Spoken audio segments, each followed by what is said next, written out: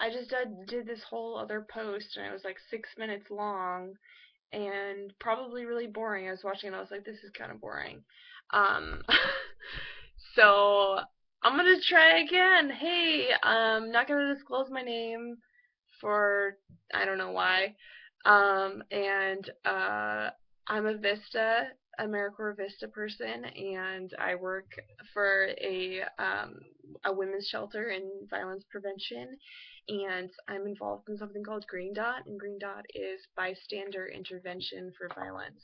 So, in your daily life, when you're confronted with a violent situation or a warning sign of violence, um, Green Dot is all about giving you the tools to intervene instead of awkwardly standing there and pretending that you don't notice it, which is what I used to do before I started with Green Dot. So Green Dot's cool. The other part of it is proactive conversations about violence, which can be a really awkward subject matter. And I've already covered most of the people in my personal circles, at least to the depth which they can tolerate. um, so I thought I'd branch out and talk to people on the interwebs about it, even if nobody watches it, which could well happen. Anyways, so more about Green Dot later. It's about 9 o'clock at night, and I have been working on this course called Understanding DV for my work, and it's all about understanding domestic violence. And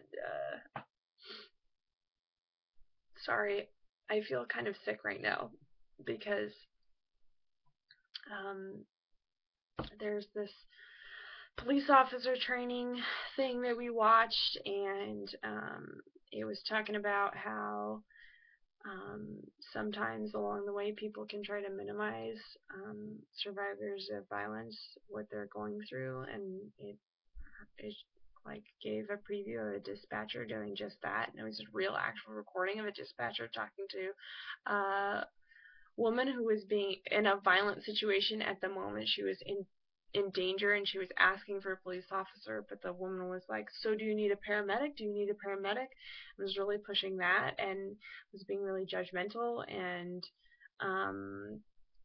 was asking her, like, telling her to calm down, that she couldn't understand her, and using this lecturing voice, and um, it was really messed up because you could hear the fear and the commotion going on in the background, and this dispatcher had no respect or compassion for the emotional trauma and the physical trauma that was happening.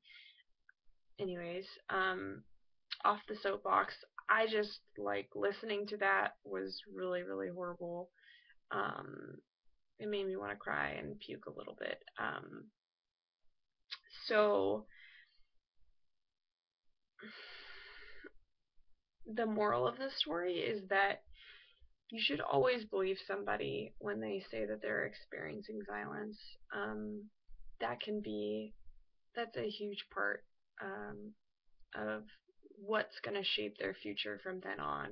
Because when somebody first discloses any kind of abuse to you, um, don't write it off. Don't minimize it. Don't blame the person. Don't ask them what they could do better.